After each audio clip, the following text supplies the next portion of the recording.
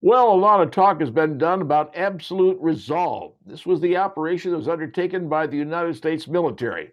And I'm not just mean one portion of the military. We're talking about the full cadre of United States military. Army, Air Force, Marines, even the Coast Guard was involved, as well as Space Force. Everybody was involved with this one. Now, you have to understand what was done and how they pulled this thing off in 2.5 hours. Now, it takes a lot of planning to get this done. As a matter of fact, the planning started months ago. A CIA team was, interjected into the country.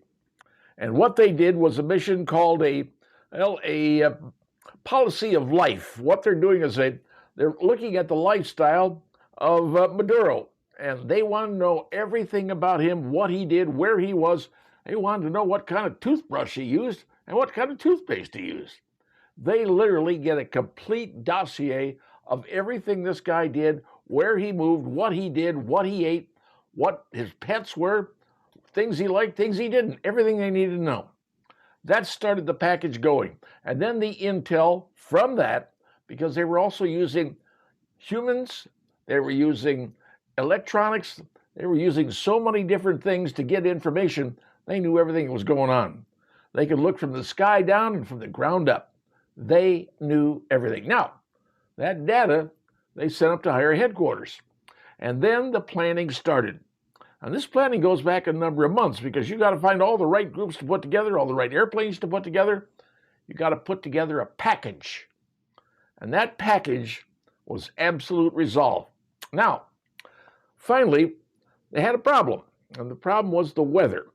That time of the year, this time of year down there in Venezuela, the weather can be iffy. I mean, really iffy with the clouds, the rain, everything else. And they had to have the right amount of time, the right amount of sky clearance, because all the planes coming in were coming in at different altitudes, different elevations. Everybody had the block they were working in because they all had a mission to do. So they had to wait for the weather to break, sort of like what happened back in D-Day, or D-Day when it occurred, because they had to say when was the right time for the weather to attack from England to attack the coast of France. That's what they had to do. All right, weather became an issue. Everybody waited and waited and waited. Well, finally, it happened. This weekend it happened, and the president gave the go-ahead. And he said to the troops, good luck and Godspeed. Now that information, that line, was transmitted to everybody who involved. 150 aircraft from 20 bases. Suddenly everybody was taken off. But how do you hide that? Because there's software out there. People track airplanes all the time. So how do you track that? Simple. You have one airplane showing a transponder. One airplane. There may be a whole bunch of other airplanes with it, but they're only showing a transponder of one airplane. One airplane can be going one place. Not many people take any heed to it. They had all kinds of different airplanes in this situation, from Army, from the Navy, from the Air Force. And the Army, Army had helicopters, and they were coming. But the Navy, they had EA-18s. These are electronic planes that fly in advance, start looking at everything electronic on the ground, the radar. Anything to pick up anybody, they snuff it out. They get rid of it, they blank it out. And on the ground, somebody, I don't know who it was, made sure the power grid system went down. Right at the right time, power went out. So you have the EF-18s coming in. They're the electronic warfare guys. They come in, blank everything out. Behind them, now you got the F-22 Raptors. You got the B models. And then you have the Navy having their F-35 B models also. The B models, they can hover. They can do some things where they adjust the engine. They can just sit there. So you have that coming in. So you had the F-18s, and you also had E-2s. E-2s are flying command posts. People in there, traffic cops, saying, okay, you're going here, you're going there. Everybody's watching out for everything.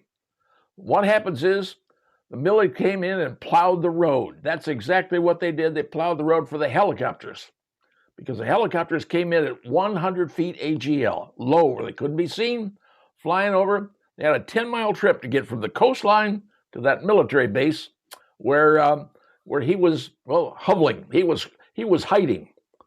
He had a safe room waiting for him if he needed it. But helicopters came in, and all the other overhead planes saw everything going on. You have to understand, with that F-35, those pilots wear a $400,000 helmet. Where they look, the guns will shoot. They see somebody shooting, they look over at it, the gun goes over and shoots them. That's what's going on. Big fire was laid down. Now, when the helicopters finally was able to get into the compound where he was, they were started taking small arms fires from Maduro's bodyguards. Now, listen to some. Maduro's bodyguards are not from Venezuela. He does not trust them because he thinks they would assassinate him. The guards that he has are Cubans. Now you understand. His bodyguards, the people that guarded him, were Cubans and not Venezuelans because he didn't trust the Venezuelans. So the Cubans opened fire. We opened fire, we're ready for them. We got all the toys ready to fire, including electric Gatling guns. We laid down a wall of force. Then they got in, they knew exactly where he was because Delta Force had trained in a house previously. They knew what it was. They knew where to go and what to do. Maduro, they caught him before he could get in the safe room. He didn't get in. He and the wife both. The wife both were well zip-tied and taken out to helicopters. And the important thing was we get them back alive. Because if we didn't, if they got killed, well, there's a whole political problem that would go on there. But remember, Maduro is not an elected president. He is a dictator. Keep that in mind. We're not taking a president out. The Justice Department said, let's send the FBI agents in with the military. The FBI agents did a criminal extraction. That's what Maduro was, a criminal under indictment, $50 million reward out for him, and they took him into custody. That's how the situation went down. Once it was done, once all the people were grabbed up, everybody started backing out. One airplane, one helicopter suffered some small arms damage. Everybody came home. But the mission worked the way it was supposed to. You come in, plow the road. That's what they did. They plowed the road, and the entire time, there were KC-135 tankers sitting up there waiting to say, hey, Shell Station is here. You need gas. Come on up, and we'll gas you up. That's why I'm wearing my hat. That's what I did. So, you understand how the game went down? Game went down. We have the parts to do it. We have the people to do it. And the age range that went in this mission ranged from 20 years of age to 49. So, that's why people like me aren't flying anymore. We're too old. It was a young man's game, folks. And the young men went in there with a plan. They executed the plan, and they got the bad guy out alive and his wife, who, by the way, is known as the Spider.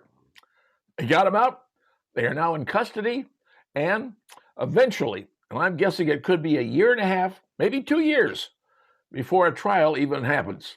But the mission was done, and it was done legally, correctly, and under Article 2 of the Constitution, the president could do exactly what he did. We've done it before. It's called Panama. And also we did another before, Osama bin Laden, if you all remember that one. So now you know what happened. Now you know how it happened. And everybody is home safe. And once again, the president told him, good luck and Godspeed. And now you know.